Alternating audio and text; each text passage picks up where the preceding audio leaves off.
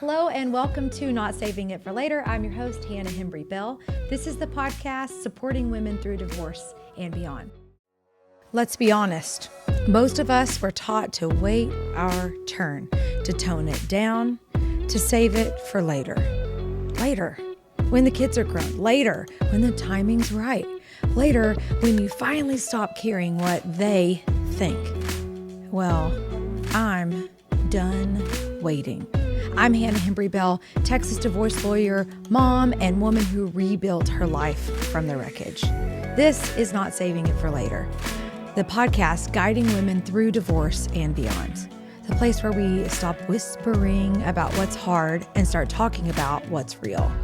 Marriage, divorce, money, motherhood, faith, sex, power, no filters, no fake empowerment, BS. Just straight talk and practical truth for women who are done pretending that everything's fine, because your next chapter isn't waiting on permission, and neither are we. And today we're with my good friend and trusted business advisor, Christopher Anderson. Yeah. And he goes by the whole name Christopher. I think that's really hard for people to get, like, nobody does the whole name. I know. Except for Christopher Robin. Yes, for instance, which is actually one of the root causes of my name. So really? Yes, yeah. That's from Winnie the Pooh, right? That's right. Yeah. A good Winnie the Pooh reference is always welcome. So Christopher helps me with stuff with the law firm, with my mindset, and really just kind of most of the things. Most days I'm asking him something. And so it was an obvious choice for me for him to join us and talk to the women of divorce land. Hello. Yeah. And here's the thing. So Christopher has a law firm in Colorado, right? You want to tell us a little bit about sort of what you do and besides helping me? Yeah. So in addition to helping Hannah, I help lots of other family law firms and some other kinds of law firms as well across the country. And in doing that, one of my big beliefs that very few people who do what I do is I have to test everything on myself. So I do I own and operate a law firm out of Colorado that does family law as well. I've done family law. My first family law firm I opened in 2004 when I became managing partner of an existing firm, but really expanded the family law department there. But it was a full service firm. And so it's in my blood. It's something I've done for a really long time. I don't even know if I've ever really shared this with you, but my love for it, my direction towards it comes out of my time as a prosecutor. When I was in the Bronx DA's office in New York City, I was a senior assistant district attorney in the Domestic Violence and Sex Crimes Bureau, and specialized there in crimes against children, which is a really difficult, horrific thing to do, but really, really necessary. Yeah. But it really led to my passion for helping families, and so it's kind of been a through line through everything that I do. Well, and it's personal for you too, right? Divorced. Absolutely. I mean, child of divorce, first of all. I mean, I think that's probably a root cause there too. A child of divorce that was not a good split. And from went with the mom who made the decision to forego support, this was back before courts were like, no, you can't, forego support, forego everything just to have her kids. She just wanted her kids out of the situation and was willing to walk away from everything. And then one of the things I think that really has also helped to form and formulate the law firm in Colorado, because we created this law firm in Colorado, clean sheet in 2001. We just said, there has to be a better way to do this. 2001? 2021. Sorry. Thank you. Yeah. For people of my age, 1980 was 20 years ago, just so we're all clear. So 2021, we took our first client, but we created it during the pandemic, basically, and said, there's got to be a better way to do this. And the idea behind that was that we wanted to focus on people's futures, and rather than the current fight, and really lead with coaching, which is something I'd gotten myself doing between the 2010s, really started a really big coaching part of my career. And so I said, let's bring that into family law. Let's help people by not being embroiled today, by not getting caught up in what the wrong was yesterday, but what the futures that they want to run towards. What is it that they're working towards? What is it that can draw them forward rather than keep them held back? And, one of the things I think, Christopher, that we have in common for sure is like doing this, like you just described, mission driven, child divorce yourself. Obviously I'm divorced and been through a whole thing. And I think that, it's why we work so well together too, is the focus on people in the middle of hence this podcast, right? Trying to bring stuff to people that maybe they wouldn't otherwise have access to or know about. And so we talk about family law stuff all the time, right? And we're just purpose-driven, mission-driven people to really help.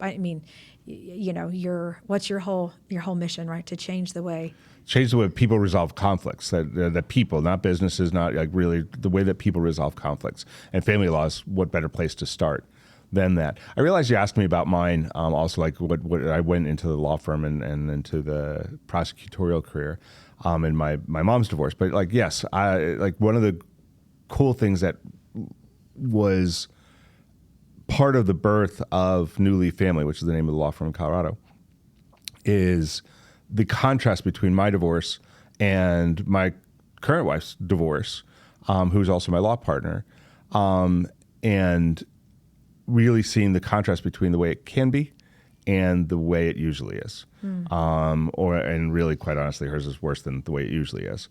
But the way it can be, the way that I experienced it, I was very fortunate to have an ex who was willing to join me in being, no matter how family show, pissed off. Pissed off is very okay. Okay, I've said lots of bad words on here already. Okay, pissed off at me, and really, feeling very hurt about the split, but was willing to put all of that aside and say, we've got a kiddo. Yeah. And the only thing we're going to focus on is the best interests of this child.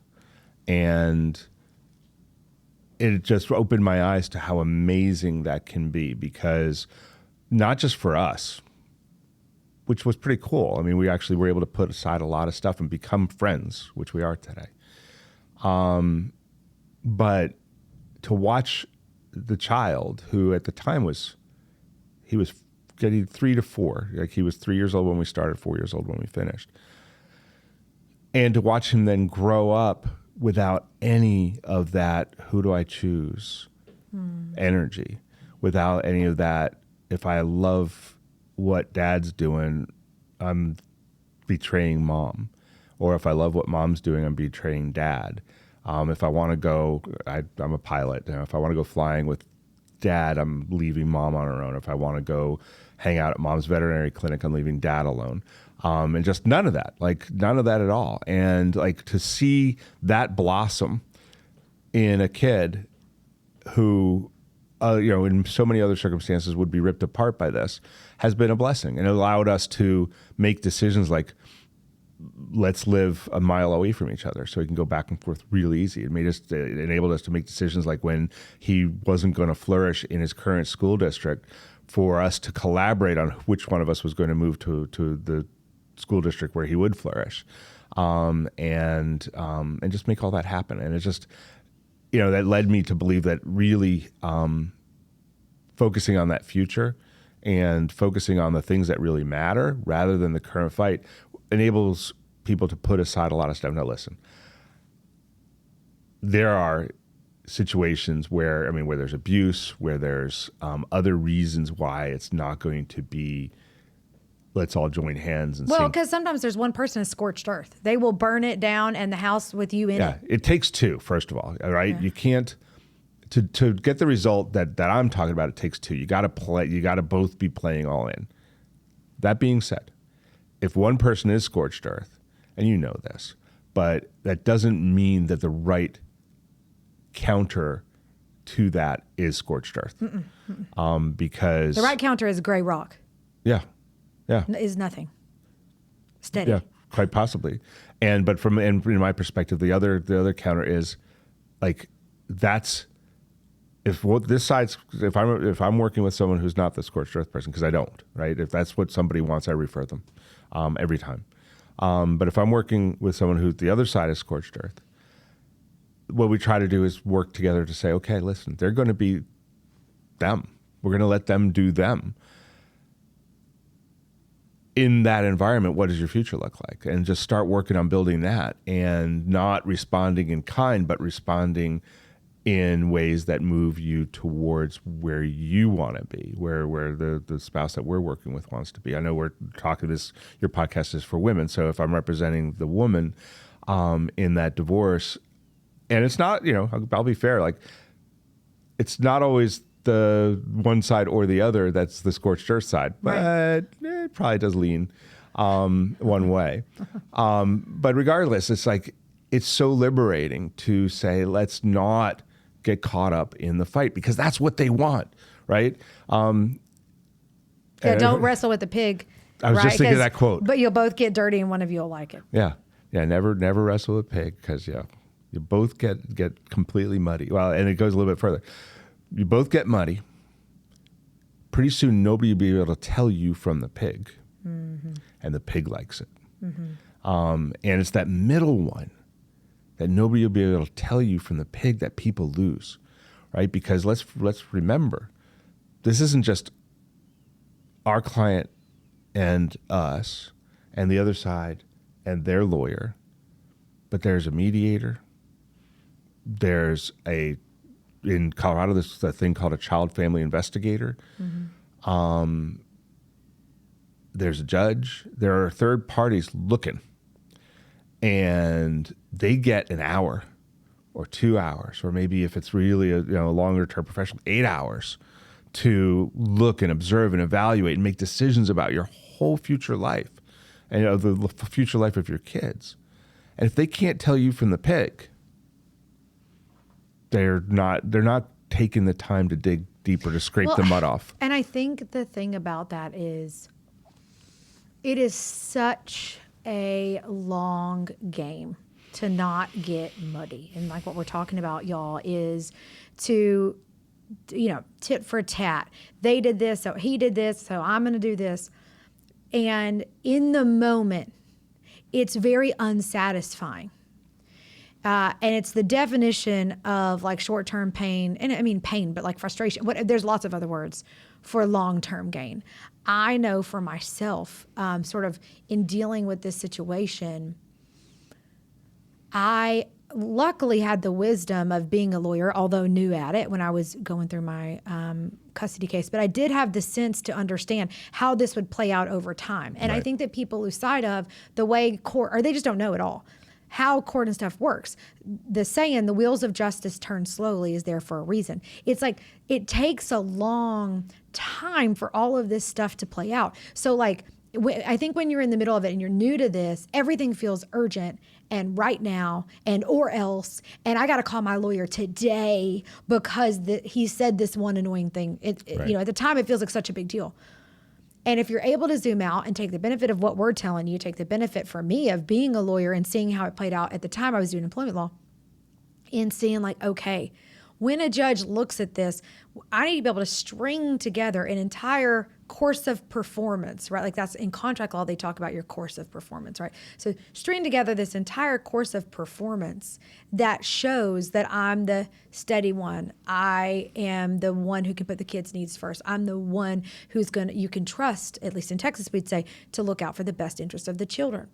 And I think that it's very difficult to do that, especially in the middle of the divorce, because your nervous system, ladies, is most likely completely dysregulated.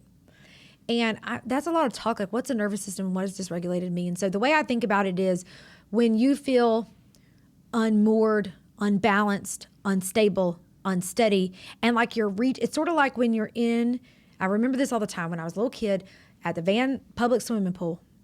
To go in the deep end, you had to swim across. And I remember when I first was doing the swim across, there was this little girl next to me and we're swimming across. And all of a sudden, midway in the middle, she got scared and couldn't keep going. And so she was pulling me down and Yeah. using me as like her wrap. I'm like little and barely making it across myself. I'm like, yeah, it's very scary. That's to me how a dysregulated or unregulated, however you say that, nervous system feels like. You're like in the middle of the pool and you're pushing everything down around you. You're pulling, you might be pulling from, some new special someone at work you're talking to, wine, other kinds of drugs, a best friend, whatever you can get, watching that new TV show and getting obsessed, staying up till 3:00 in the morning, obsessing over to every text message he sent you, right? And I think that like what happens and the problem for people who are in the like starting it or in the middle of it, or like I think you ease out of this in some ways, but you're having to make the most rational, best decision for your long term, when in the short term, you need somebody to keep you up in the middle of the swimming pool because you're going under, right?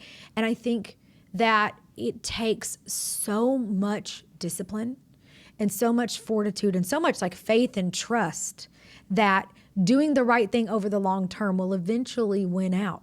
Because in the moment, it feels like they're getting away with it. That's right. And your people in your life will say, I remember my mom saying to me, he gets away with everything. Yep. He gets away with everything. And I would have to be the one. And, I just, as the lawyer, I had the leg up in this to be like, look, he thinks so, right? And in this moment, sure. But I'm not going to get dirty, right, by fighting down in the middle of this mud. My goal was to try to be, it is currently a steady and straight line. So if you look at any message I ever sent, or you look at anything I ever said or whatever, because I'm always operating under the assumption I'm being recorded. Yes, and you should. Yep. Yeah. I'm always operating under the assumption, Sue Hall, this lawyer down in San Antonio, told my law school class, pretend that everything you ever write, you're going to see it on the Jumbotron at the Spurs game. Okay? Yeah. So that's how I thought about everything I would write. And Or the Coldplay concert. Yeah, oh Lord. Oh, that whole thing.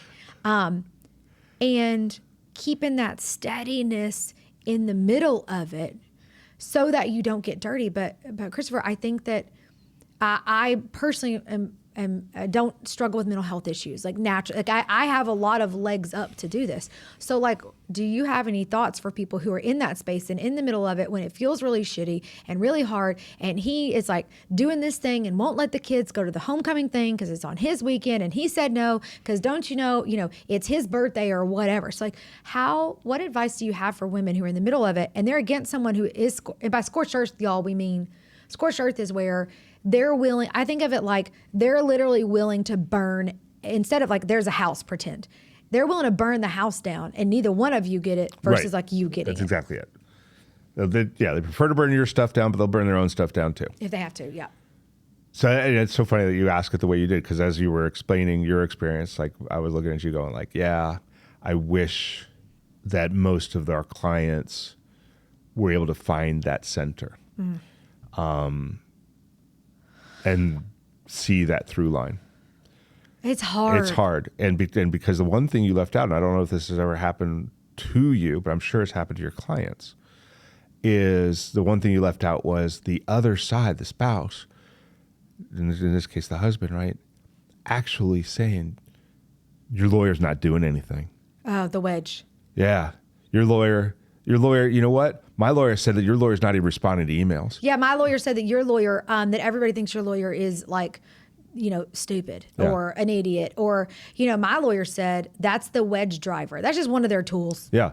But it's to me, that's one of the most powerful, right? Because before we go any further, let me ask you something. What if you didn't have to Google your way through divorce at 2 a.m.? What if you actually had a place with real women to talk to, real answers in real time? That's The Circle. It's where I go live every single week, unpack the hard stuff, and help you stop spinning. Go to myconfidentdivorce.com/circle because confusion costs more than clarity ever will. I cannot wait to see you in there. A tool I recommend for every client that I work with and every woman that I would meet on the street is called Our Family Wizard. And y'all, this app, this website changed my life. I cannot overstate its impact because we all know that the hardest part, once you're done with the whole divorce thing and you've got your papers, it isn't the decree, it isn't the calendaring, it's the communication. Because if you're in a situation like I'm in, You will get messages from everywhere. Text message, Snapchat, Instagram, Facebook. Now, I mean, it's even worse with all the social media. Phone calls, direct messages. It goes on and on. But what our family wizard does is brings that all into one place. So you have one place to check for messages, one place to be interrupted from your daily life to deal with the whole co-parenting situation. And like, in addition to the messaging, it does amazing things like tracks expenses in real time so you don't have to argue about who did what with what receipt. It does calendar entries so you're not like, oh wait, sorry, I never got that invite, and you have that whole BS where you're not sure what to do. You can check in real time if you're ever worried about a future enforcement of the provisions in your decree or your judgment. This app changes lives, and they've got special promotions and deals for listeners of the show. You can get access to those at ourfamilywizard.com/HHB. They are undermining, like you're talking about swimming in the middle of the pool. By the way, earlier thing, when I was in high school, I was a lifeguard. So like, that's very real to me. Yeah. And one of the things they teach you as a lifeguard is actually never to approach the drowning swimmer, because even a much smaller person will pull you down. Mm-hmm. Because that's why I say I wish that they could find the center. But going back to that thought, like of being in the middle of that pool, the amount of panic, the amount of strength with which you will pull the people around you down is immense. And it's exacerbated by your own current fears. It's exacerbated by your husband saying, or your soon-to-be ex, I like STB, I say the X STBX, okay, putting words in your ears about what your lawyer's not doing or about what he got away with, nanny doo-doo, and just making you feel even smaller and more helpless and more helpless. That's what it's about. That's what it's all about. And so let me just finish that thought, because to me, I don't feel like I have the power to help you find that center like that. Like say, listen, trust me, this is a long game. It's a marathon, not a sprint. And if you just let it roll off your back, you can't even hear it. Can't even hear it. So instead, I think the solution to getting there, it's not an instant panacea, is first of all, you do have to say, you got to trust me. If we can't trust each other. And then the first agreement I try to make with people, even before it ever comes up, is I say, one agreement I need from you is that you're going to stop taking legal advice from your husband. Mm-hmm. Okay? Well, because I think women are so slow to realize this. And in just talking with my husband, Drew, over the years too, he's like, I do not understand this about women, where they are getting divorced. They're telling this dude, I'm gone. Screw you and the horse you rode in on. I'm leaving. And also, by the way, I'm taking half your stuff. And oh, by the way, these kids are coming with me. You're going to pay me money every month. And then they're saying all this essentially to this person and severing this bond of trust, yet still acting as if they're in this fiduciary marriage relationship and still taking advice from the person you're trying to take half their stuff. That's right. Like, what do you mean that you're listening to what he said? Are you kidding me? Yep, but they do. All the time. Yeah. All the time. And then so to me, it's first of all, the shoring up, like, don't take advice. Like, please try to trust me. But then you have to, just like a drowning person, we're just going to abuse this metaphor. You got to throw a lifeline, right? You don't approach the drowning victim. What you do is you put something in front of them they can grab onto. Mm. That's what you do. So that's why there are rings, right, at swimming pools or in boats. That's why they have the longer tubes, why am I forgetting what the life buoy, I think it's called. That's why you'll see lifeguards carrying ropes, like all sorts of things. And they have these big sticks with hooks on the end. All these things to give a lifeline without putting yourself in danger. So what's the biggest lifeline? And this is why I think it's so important. The biggest lifeline is, where are you going? Yeah. Give, and by the word give, I don't mean like I give them a future, like I'm going to imagine a future for you. It's give them the gift of a conversation without judgment of what life looks like 2 years from now. So 1 year, the divorce might take up to a year, maybe longer, and then a year after that. And things have gone the way they wish they would. What does that look like? And I'm talking about in detail, right? Talk about exactly where you're going to live. Talk about exactly what your relationship's going to be like with your children, what your relationship's going to be like with your ex, what your relationship's going to be like with his family, what his relationship's going to be like with your family, what the kids' relationships with both sets of grandparents are going to be, where are you going to work, like how far away is it? Are you commuting? Are you not working?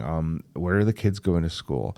Detail, like have a really detailed brainstorming about that future. And then say, do you want that? Then let's work towards that. You're basically teaching them how to manifest, as they say. Yeah, to some extent, yeah. To some extent, just to put an anchor out there so that we can say, are we moving towards it? And with permission to change it at any time. I think it's like a little early in the conversation to actually be manifestation, right? At first, it's just ideation. It's just, which way do you want to move? Because let's face it, when most people come to us as family lawyers, they are either running away from something or embroiled in a conflict. And so they're either just loving the fight, and I don't mean loving like, oh boy, I really like to fight, but they're like their fight is what their life is, or something that they need to get away from. They've identified something they need to get away from. They may have known it for 10 years, right, but they've made the decision that they need to get away from. But they've given very little thought to where. Where am I going? Away seems good enough. But the truth is, away is never good enough. Well, it's like, I mean, same thought. We didn't even talk about this before, but in the divorce prep guide thing that I made, that the women can get through the circle of my Confident Life circle that we started. In there, the first thing I do is say, start with the end in mind. Like, you got to know where, it's just like, a ship without a compass is lost at sea. Like, where are we headed? Where are we trying to get to? Because if you don't care where you get to, any way will get you there. You can do your divorce any which way, but if you're trying to get to that future like you and your ex-wife were able to create, where you put the child first, you're able to remain friends, you're going to behave differently in your divorce. If you're truly trying to craft that future, you're going to be less about how can I get the most for me and get the least for them. And your conversation might be with your lawyer and with your own self, be like, look, or when well-intentioned family and friends are like, you know what, you should take everything, take them to the cleaners, blah, blah, blah. Gosh, yeah. And instead you're like, I'm really working towards this future. Like you talk about helping them create, like we do in the guide, and getting really clear on where are we headed, and then say, look, I'm headed to a really positive co-parenting experience. So I'm not trying to screw him over. I'm trying to be fair in what is, the law requires and allows, and on the plus side of fair. Like, that's, if people can do it, that's definitely the way to get divorced. If at all possible, like you said, it requires two. But I think that step, that lifeline, that, it sounds like you help the clients to do, and that we do in the guide is like, okay, can you get really clear on where you're headed? Yeah. And that part, to me, that doesn't take two. The really great outcomes take two. But I don't want anybody to hear, like, if the other side is not willing to play that, then forget that. Forget the future thing. Like that's not it. That takes one. And yeah, oh my gosh, you brought up like my Aunt Paula's friend Dot, she got this and this and that other thing, and so you're not fighting enough for me because of that. It's usually like the guy clients whose cousin for me. It feels like, well, my cousin. I'm like, your cousin is lying to you, buddy. That did not happen. No, it did not. Right, and exactly. But they might believe it, and rather than attack the belief, attack the process. You're like, you know what? That might be true, but here's what you're going to have to do to achieve the possibility of that goal, and here's what it's going to cost you. And I don't mean just like in what you're going to pay me, but you'll pay me more. And you'll probably pay someone else more because I might not ride with you on that bus. But your children are going to pay. You're going to pay in aggravation, and you're going to pay the most And when you achieve all those goals, that to be like your cousin, you're not going to end up where you want to be. Right? Your life is not going to be the life you designed. It's going to be whatever life is a result of getting down in the mud, going back to that analogy. And that's why the future painting, the future manifestation is so crucial, because it clarifies what you're really trying to do. We're not trying to achieve the same results as my cousin. We're trying to achieve the results I want. Well, and the way I think about it is in doing it this way, y'all, of starting your divorce with the end in mind, connected to the future that you want to create. When you do this, it gives you your one question. And that it's the rubric or the standard by which you can make every single decision in your divorce. Your one question would be, will this action, text message, email, pop-off comment, whatever, court case, trial, whatever, will this thing get me closer to or farther away from where I'm trying to get to? That's it. So every single time, okay, if I send this Our Family Wizard message, is this going to get me closer to or farther away from that future? And if the answer is farther away, then you're not going to do it. You're like literally not going to do it. And I wish I would have known. I was just like, after the fact, thinking about this, I think I intuitively did it. If I'm really honest, I didn't want to be in trouble.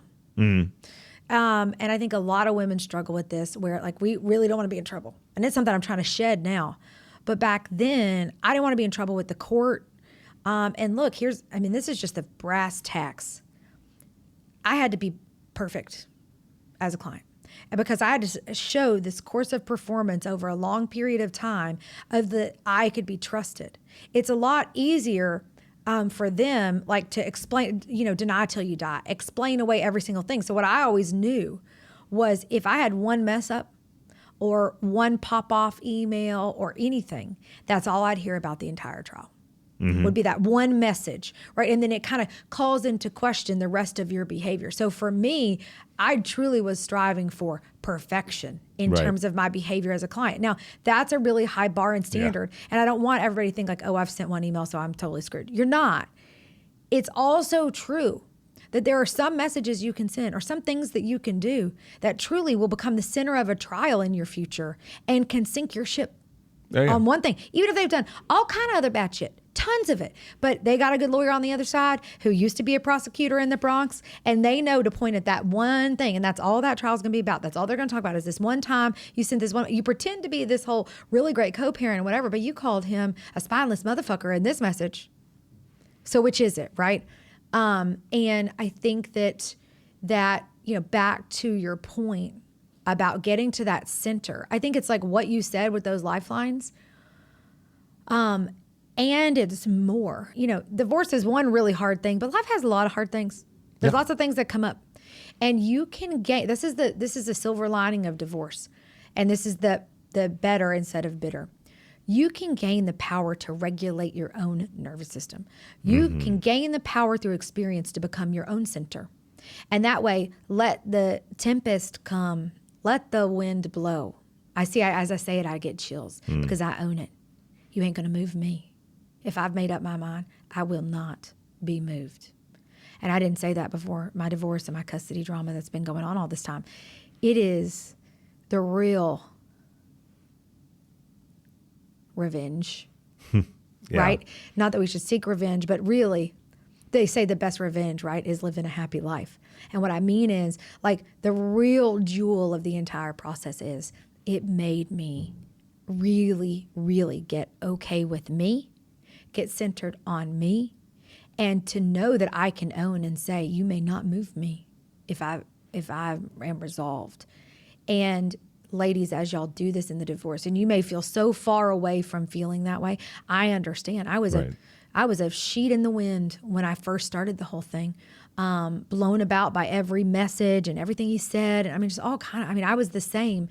And then something in me resolved to no longer be that way and to find my center. And I think that ways to do that, if I'm listening and I'm like, okay, well, how do I do that though? Would be to some of the specific ways that you can arm yourself to do this would be Don't send any message or say anything when you're activated in your emotions, be it really happy, really sad, really mad. Don't say nothing until you can draft it, and then wait. And in the morning, see if you still want to send it, right? So it's letting your cooler head prevail for when you speak. I think it's a time when you have some more time on your hands, when your kids are going every other weekend or whatever, to do some things maybe for self-care / your spirit, feeding that in a way that maybe you couldn't inside your marriage, or didn't, I guess, inside your marriage. Like, I think that's really important. Yeah. For me, it was yoga. I started yoga at the time. I, for whatever reason, felt like I couldn't. I mean, it's on me. I chose not to in my marriage. I know that now. But at the time, going into yoga.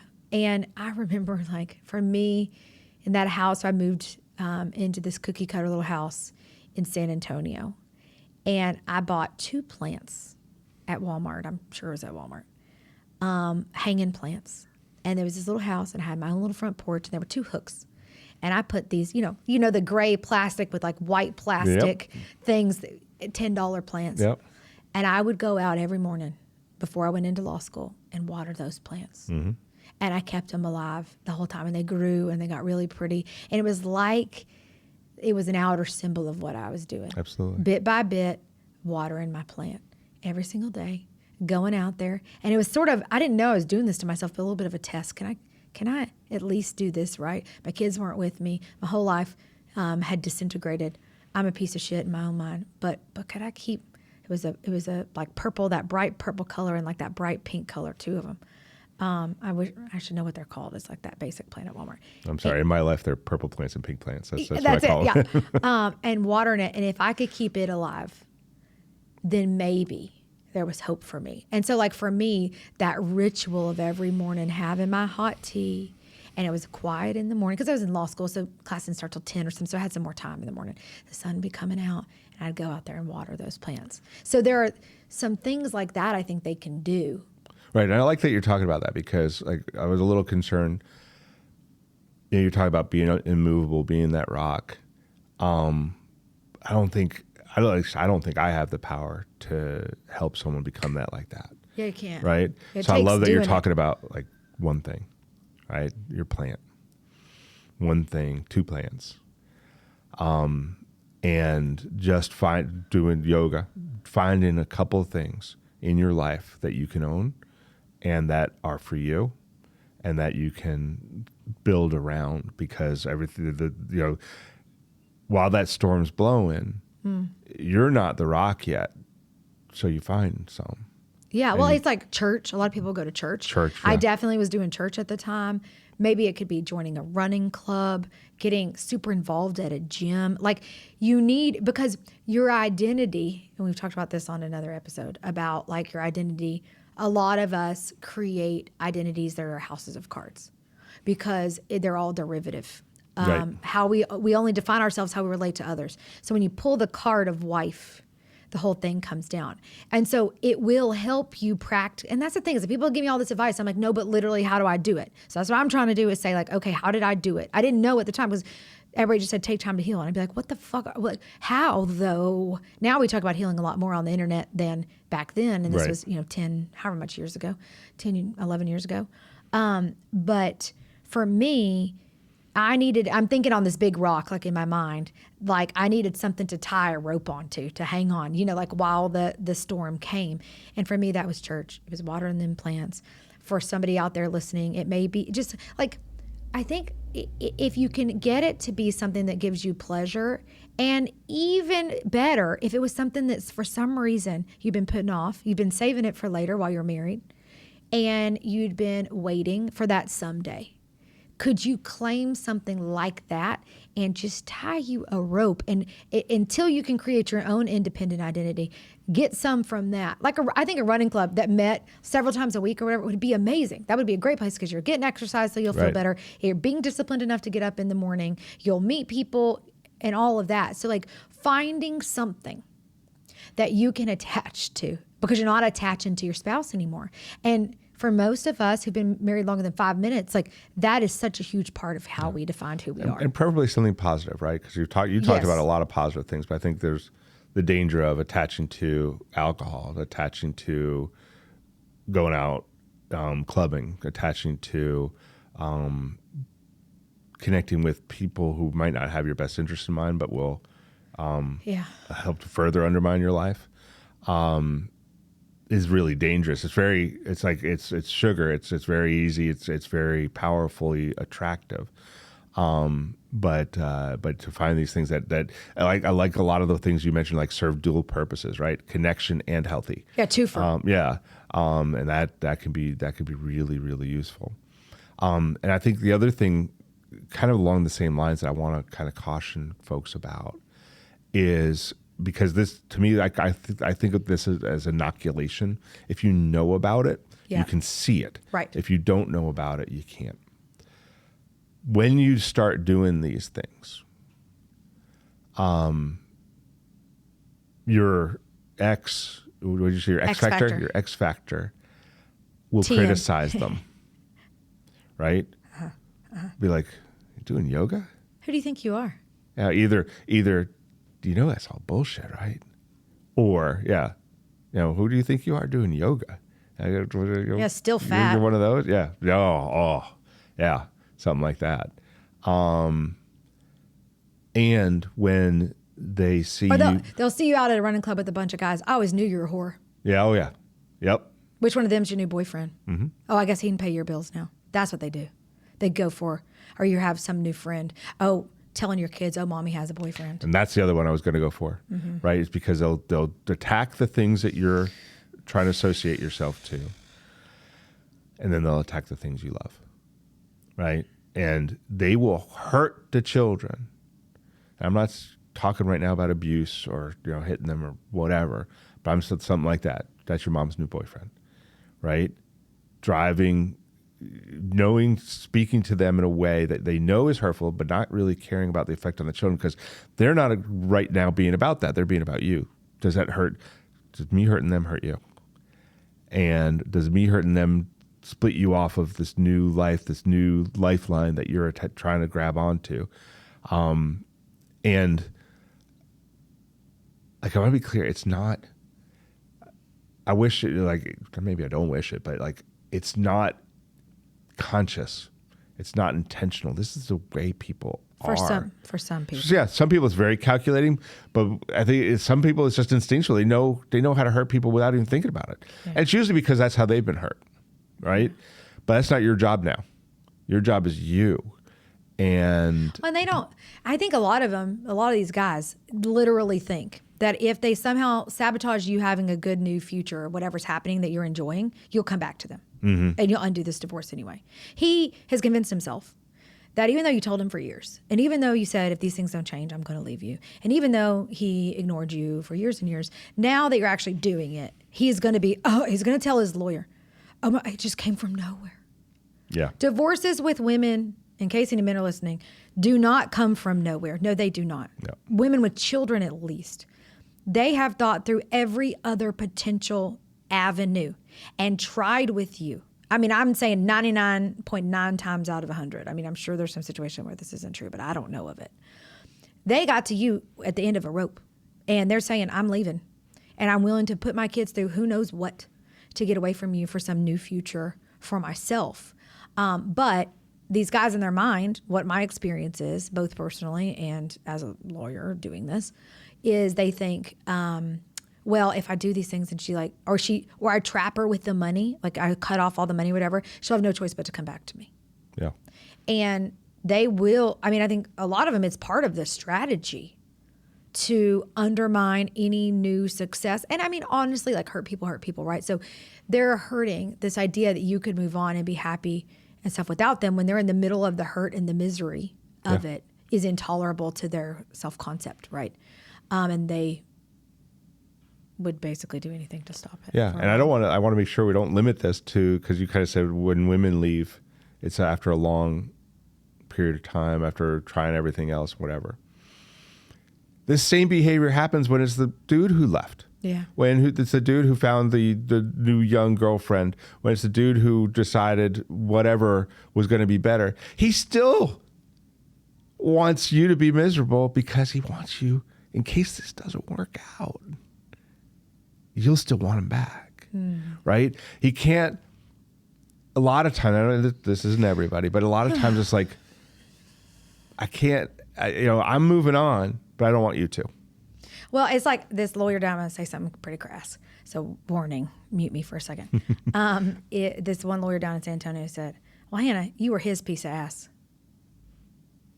That's it. Like this whole, it goes back to forever of men owning women. It's only recently that we could get our own bank accounts, for God's sake.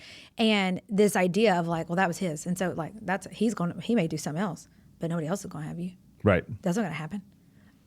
And look, and I'm not trashing men. I think there are so many great men in the world. And I think what the world really needs is more men who step up like you, who are the sort of good men out there. Okay. So this is not about that. Just in the divorce context, and in our offices, we see a lot of the really bad situations because it's those fellas who are rustling up a bunch of trouble that turn into these big cases often.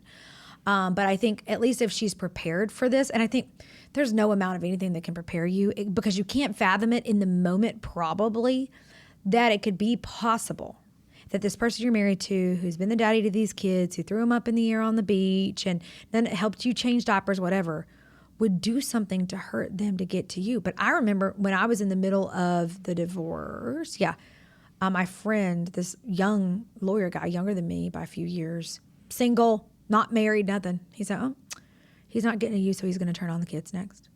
And I was like, what? I'm like, no way. Huh. Yeah, way. When you are successful in what we're telling you, I guess that's step one. Get successful in creating your own senator, finding a way to make yourself, start towards your future, right? Doing those positive things, creating this new identity, rebuilding. If, as and when you're good at that and you're able to be a bit of a gray rock towards him, this idea of like not feeding into the narrative, not getting down in the mud, whatever, then you might want to be prepared that what's coming next is a next level of the warfare in his mind. Yeah.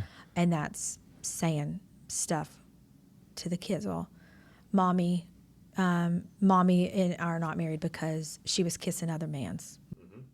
Mommy and I are not married because she drinks too much wines, right? Whatever, they'll say whatever to those kids.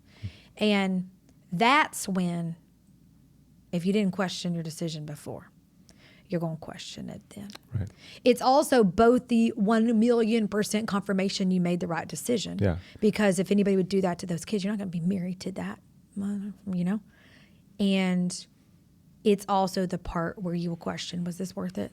Is choosing me and a positive life and building this new life for me and my kids, was it worth it for them to have to go through this? That's the point. That's what they want you to do. That's exactly right. Yeah, and that's why I said I broadened it out a little bit. I said they'll go after the things you love. Usually is the children, but it can also be your family, your friends, your pets. I mean, it did. Or make the whole divorce about getting that cabin in the woods that you love so much and is your happy place in this world, and that there is no circumstance where they'll let you have it. Right. I've seen that a bunch of times. But and it will make you question it. Is it worth it? And then, I guess the alternative is like, is that the person I'm going to spend the rest of my life with? Is that what I'm going to go back to? And now have that over my head the rest of my life?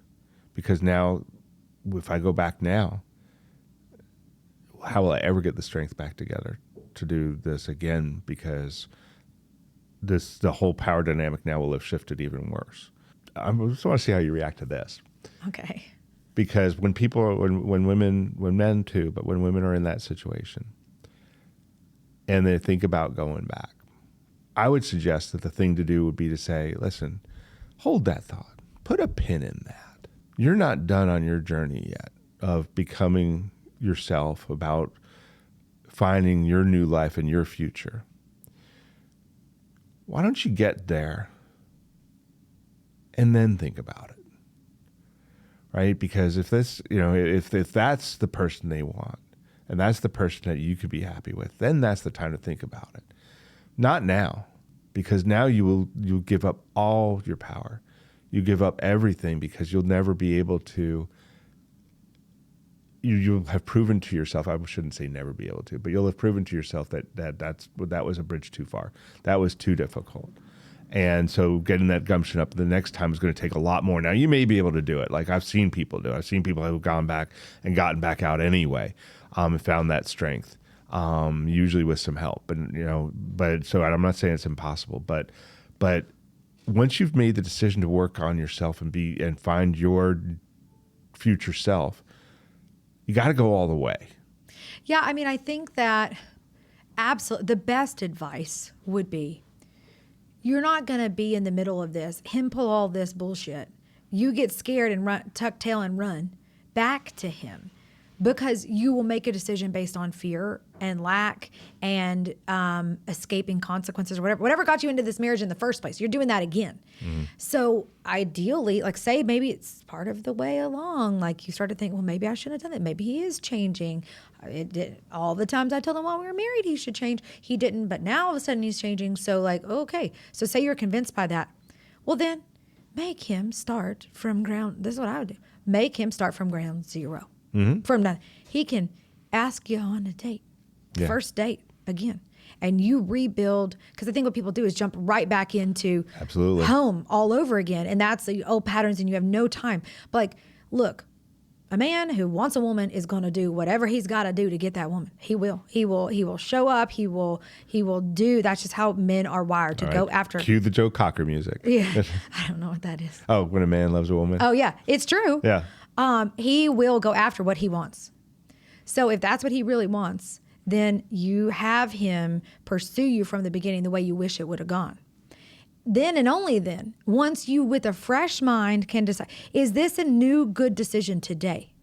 Is this a good decision today? Not, it's a sunk cost at this point, everything in the marriage and all that other stuff that's happened. So like, okay, sure, and we have these kids and those are all the reasons. But like, would today me be willing to begin again with this person? And the way you know is like, begin again with the person and see how it goes. 8, 9 out of 10 times, there's no way he's going to see it through. He ain't going to do that. He wants to just jump right back into bed, back into the house, and everything go back fine and get this problem off of his back and put his money back in his pocket. That's what he wants. But if it's really about you, ladies, he's going to be willing to do the steps that he needs to do to pursue you and show you that he really means what he says. If he really loves you and is really willing to make the changes, he'll do it. But if he won't do it, then it's not for that reason. It's not for you. It's for him. It's for him. It's to make himself feel better and have a woman in his bed. And he, when he lost you, that's a good woman he lost. And he fucked it up. He knows that all that time he wasn't listening, and maybe he's even played the field a little bit and like, well, maybe things ain't so good out there. Maybe the gal, she kind of makes spaghetti the way I like it. That's kind of nice. And I guess it's just that I think that at that juncture, when this like get back together in the middle of it thing comes up, women are so quick to undermine their self-worth and just let them walk back in the door after everything. And if I had any piece of advice, I mean, go all the way and get divorced and then begin. Sure. I think that maybe that was the most, but I would even take it, like you may not have to go all the way to divorce decree signed. Oh, that's not what I was saying. I was saying go all the way to finishing working on you. Yeah. I think that's Don't give up the yoga. Don't give up the things that you'd been putting off, saving for later, that you're now doing. Finish that. Yeah. Make those part of your life. Or not. Like you may decide, you know what? I really don't like yoga after all. Yeah. Who knew? Yeah. But I really like Pilates. And I do really like Pilates. I think it's such a good question for women to ask themselves of whether this is right or not. Is would you say yes to a first date again? Mm-hmm. Like my husband Drew, would I say yes to a first date again? Sure would. Mm-hmm. It was still a good decision. When I think about my ex-husband, it's wild that ever happened in the first place, right? And so and definitely all along the way, no, I wouldn't have. I remember when I was leaving, I was like, if you asked me again, I would say no. And getting to that point and really owning it and then sticking with it. Now, Christopher, you brought up, thank you, the not saving it for later. And obviously that's the name of the podcast. Right. And so whenever you think about not saving it for later, like that concept, What comes to mind for you? Is there anything in particular it's like, hey, I always save that for later. Here's how I try to think about, like, anything come up for you when you think about not saving it for later? I'm not a real good saving it for later person. But I will say, I mean, like, I do remember from my first marriage, like, one of the things I realized towards the end is, like, I haven't skied in 7 years. I remember the kiddo was only 3, right? So it wasn't like, oh, kids, you know. I hadn't skied in 7 years. And it wasn't the only thing, right? And at the time, I think I blamed, but that wasn't fair. Right. You chose not to ski. That's exactly right. I mean, but that's the story. A lot of people are going to be in that story. He wouldn't let me. It was weird she wouldn't let me ski. He wouldn't let me do yoga. I mean, I used to talk about it in a blame way. Like, I chose not to do yoga. You chose not to ski, right? That's Saved right. it for later. You'd do it later. Right. But in some way that was tied up in the relationship, right? Yeah. And in some way, that was something to be saved for later. But yeah, I got to tell you, I mean, it's, I come from a long line of people who don't save things for later. It's just, my family name is Boswinkle.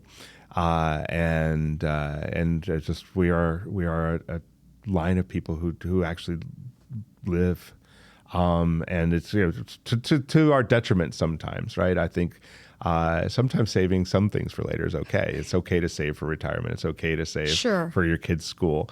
And I've learned those things because my predecessors weren't very good at that. Well, and I think that the concept, right, is more a little bit like not saving joy for later. It. Like I think about it like I'm not putting joy on layaway. And I think that, in case you don't know what layaway is, layaway, I don't know if they still do this anymore, but I remember that you could like go to Walmart or Target or whatever. I don't know if Target ever did, but I know for sure Walmart did.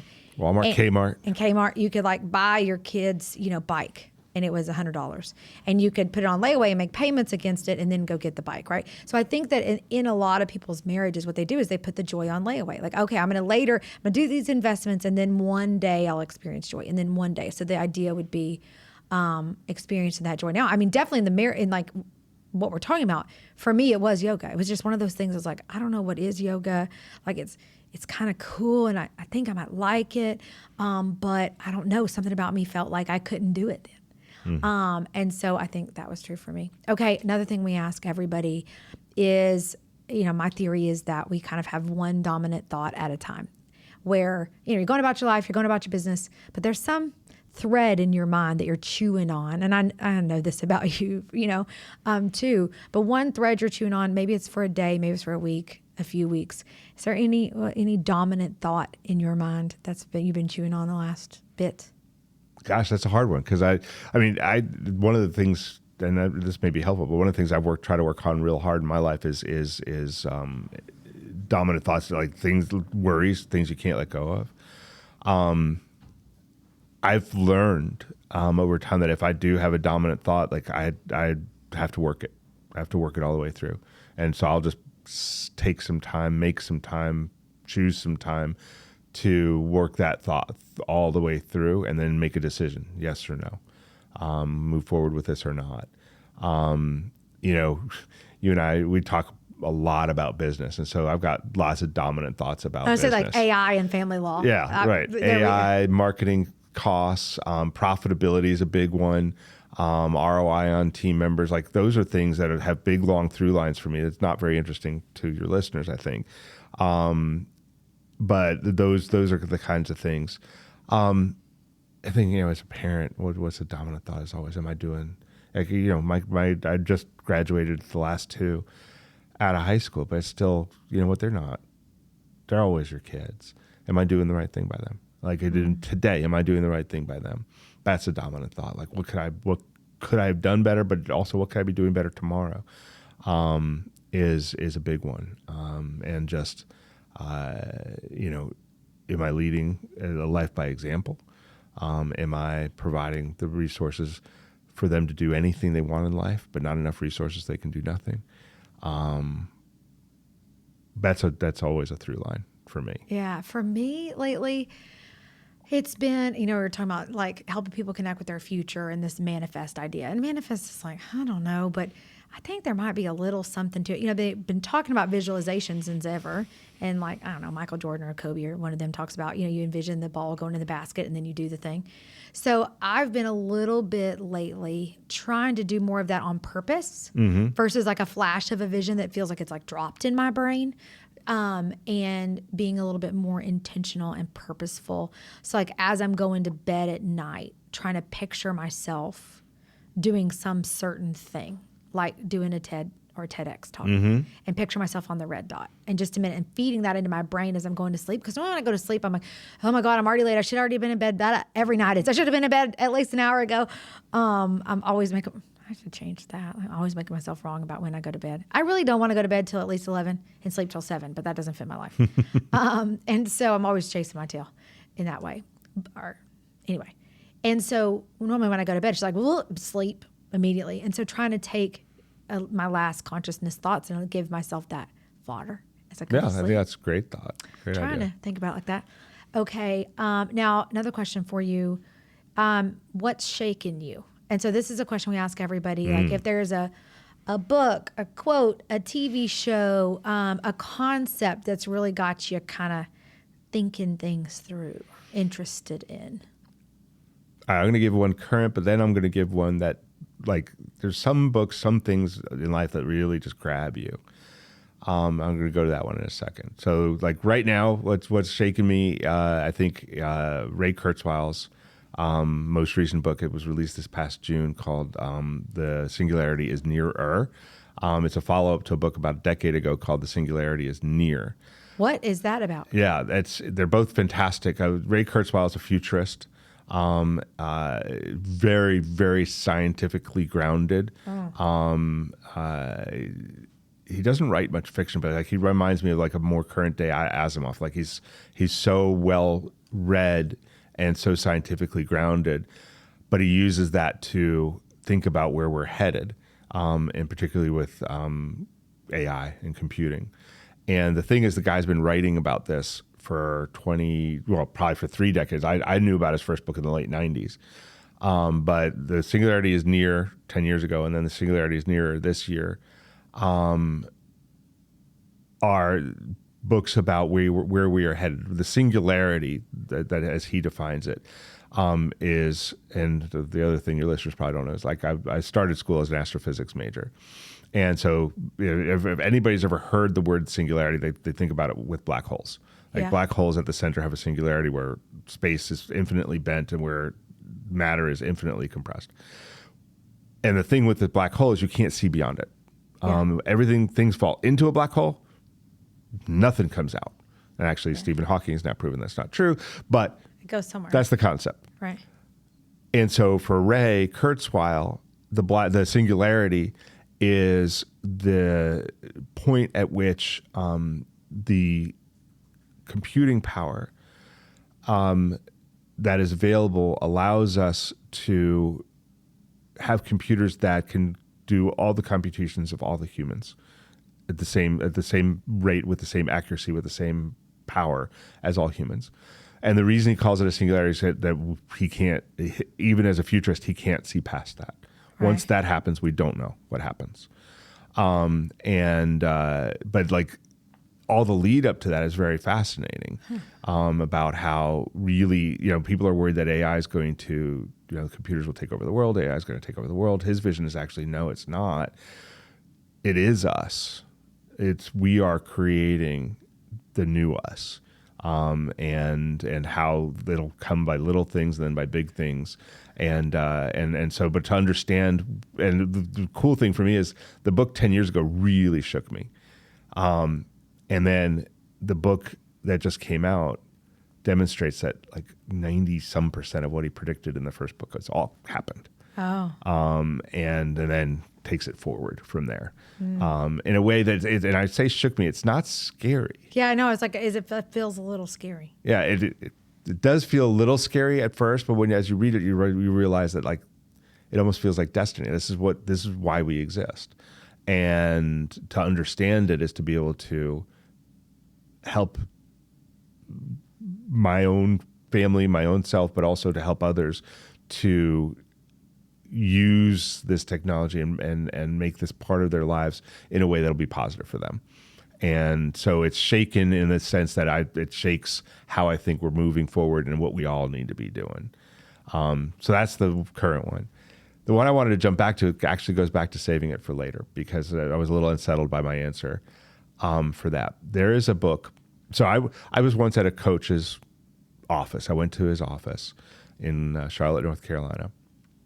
And on the wall, he had a quote that bugged me. And the quote was, "The only problem with you is that you think you have plenty of time." Oh, Jesus. And that quote just grabbed me, but it said the Buddha. And I'm not a Buddhist. I haven't studied extensively, but like it didn't hit me right. I was like, that doesn't sound like the Buddha. And so I went and found it. And it actually comes from a book called The Journey to Ixtlan, and that's Ixtlan by Carlos Castanedas. And then I read that book, the whole book, and that book shook me. It's on my shelf. I haven't read it. Oh my gosh, you have to read it. It's not a hard read at all. I mean, it's like, it might keep you up, so it might be a one-nighter, but like it's a good book. But the quote comes out. He's talking to it's the third in a trilogy of Don Juan. Yeah. But the first two are kind of peyote and the alternate realities, and like they're cool. But this last one, Journey to Ixtlan, is really, it's a dialogue between a reporter and the author. And the reporter is trying to learn how to become a warrior.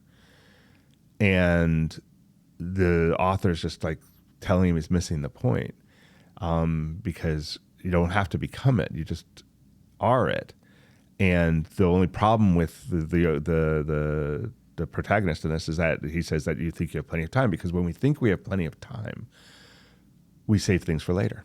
When we think we have plenty of time, we don't have urgency. When we think we have plenty of time, we watch a decade go by before we decide to make a change in our lives. And the truth is that if we live each day like it is our last, we really move ourselves forward. And you don't do stupid things. Don't. Yeah, it's a balance. I mean, I'm not advocating like not having any money in the bank. Right, exactly. Right, because you spend it all on, popsicles or whatever. But not saving it for later. And so the it is not like the money, right? That saving it for later is not having savings accounts, saving for college, saving for retirement. The it is, you said it, as joy. And I think that's a part of it. But it's a part of it is fulfillment. It's fulfilling purpose. It's, if you're meant to do something, if you want to do something, don't wait. That one shook me, and that one's really changed my life in big ways. So read the damn book. Yeah, I know. I've had it on my shelf. I read. That's the Four Agreements guy, right? No. Four Agreements is Ruiz, Domingo Ruiz. Oh, this is Carlos Castanedas. Similar thoughts to some degree, but Castanedas,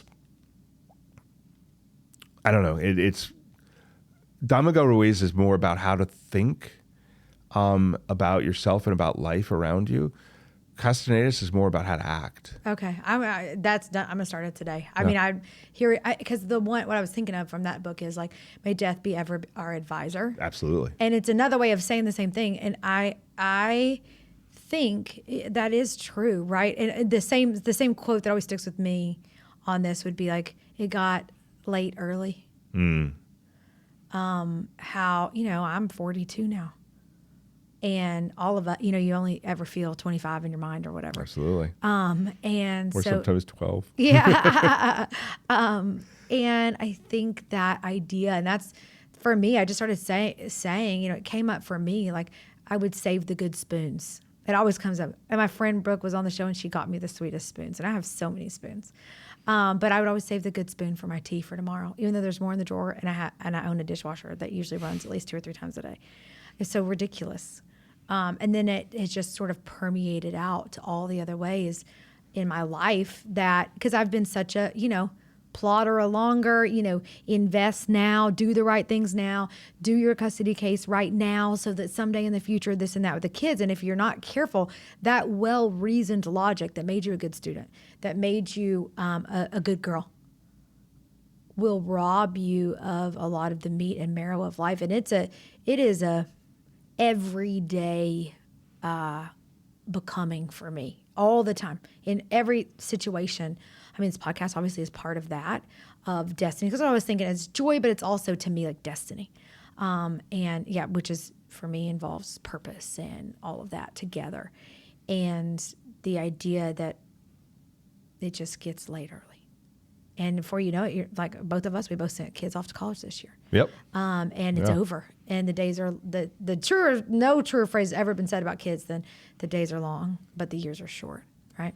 Okay, last one, Christopher. If you could only give one piece of advice to the women of divorce land who are, thinking about getting divorced in the middle of it or after, what would you tell them? Know where you're going. And if you don't know, talk with someone who can help you know. It doesn't have to be a lawyer. It could be a counselor. Coachy sort. Yeah. But someone who's not invested in that future. That's the most important part. Someone who's not personally invested in that future who can help you explore it for you. Because otherwise it'll get infused with whoever it is. If it's your mom, if it's your friend, even if it's your friend, your best friend, they're too invested in you. And this goes back now to Don Miguel Ruiz. But everybody in your life,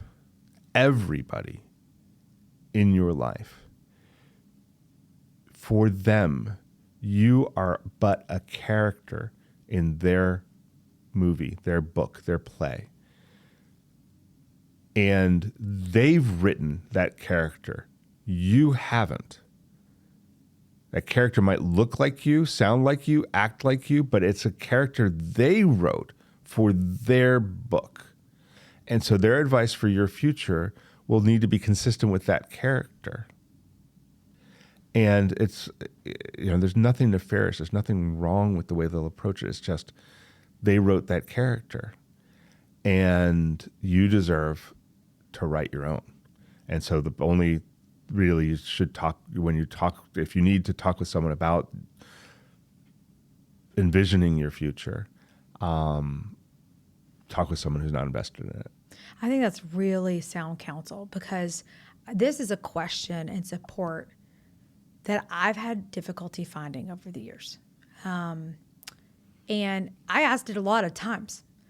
You can ask a lot of people, well, how do I know what that is? How do I figure that out for me? A lot of really smart people kind of look at me and go, blah, blah, blah, blah. Like, you're supposed to be like a mindset coach. What do you mean? You don't know how to tell me how to think about this. And I think what someone who's objective can do is remind you that you are limitless. Remind you that we live in a good universe. Remind you that you're only as stuck as you believe you are. Mm-hmm. And encourage you to say, okay, if no one was going to get, this is what Casey Shipp, who's been on the show and is a support / coach / whatever, shaman, mentor person for me in this area. She says, if nobody was going to get in trouble, if nobody was going to get hurt, if your kids were still going to turn out okay, if nobody would say anything bad about you, what would you do? What life would you have? How would you feel? Because I'd say, look, kind of like in the Truman Show, I'd be like, I don't know. People would ask me that question. I say, I don't know. I'm already well beyond the white wall. Like in Truman Show, he comes to the edge of the set and it's white, and then if he opens the door, what's on the other side? And so for me, I'm like, I'm so far already. I've so far surpassed anything I ever envisioned. It's like, well, you need to start dreaming bigger things. That's right. And I think someone who's objective can do that. But let's say you're listening to this, ladies, and you don't have that person in your life. Okay, so I'll tell you, just like what Casey told me, is to think about this and ask yourself, okay, if I wasn't worried about how I'd have the money, I wasn't worried about, what my mom would say. I wasn't worried about, not being smart enough, pretty enough, fit enough. I wasn't worried about not being able to find the person of my dream. All of the problem, leave all the how aside, and nobody's going to get hurt. Nobody is going to be ugly about you, whatever. What would that life look like? And I think you got to do it outside. Go outside and do it. Yeah. Put your feet in the dirt, in the water, something. Connect to nature and just breathe a minute. I mean, to me, I'm envisioning this one time I did this, like laid on a outside lawn chair kind of thing with my back up in a pretty day in Austin, looking up at the sky and the clouds just going. Something about that got me in the right space. of like, what would you like whisper? It's almost like, even when I think about saying, I'm like, well, I guess I'd have a podcast. Like that would have been, so like, and you'd kind of have to, so if you're not kind of almost like, if you're anything like me, it doesn't feel a little bit like a secret, then you probably haven't dug deep enough. Like that part that or maybe you're just a lot more healed than me and a lot more put together, and congratulations. Like some people just know. But for me, it's like, no, I never like let myself have permission, because then if I admitted I had a desire and I didn't have it, I'd set myself up for disappointment. And I think a lot of us super achievers, we don't like disappointment, and we'll do basically anything to not get disappointed. So if you never want anything, then you can't get disappointed. And I think we learned that tool when early on in life we had a lot of expectations of people and others and things, marriages. It didn't work out. And that disappointment, I think a fear of disappointment can ruin your life, because then you're never out there on the edge. You're never out there trying. Because if it was a sure thing, there's no failure inherent, right? Then there's no risk. You're not out there on the edge.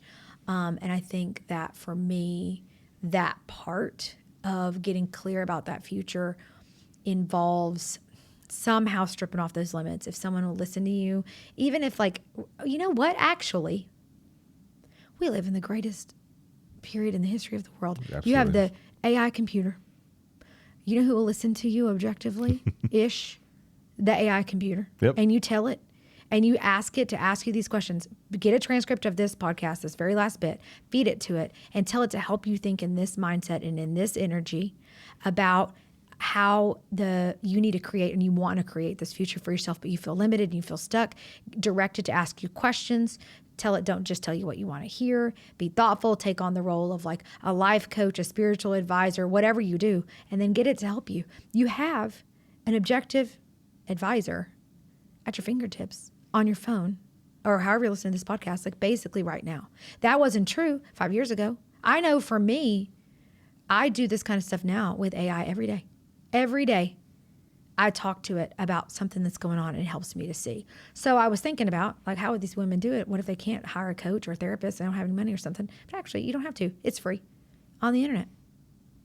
So, okay, well, that problem is solved. Well, okay, Christopher. Place to start anyway. Yeah, it's a place to start. That's right. Well, thank you so much for coming on the show. I appreciate you. And I think your insight on people getting divorced, connecting with that future as sort of the North Star throughout their divorce is such good advice. I wish I would have known that at the time. I know, me too.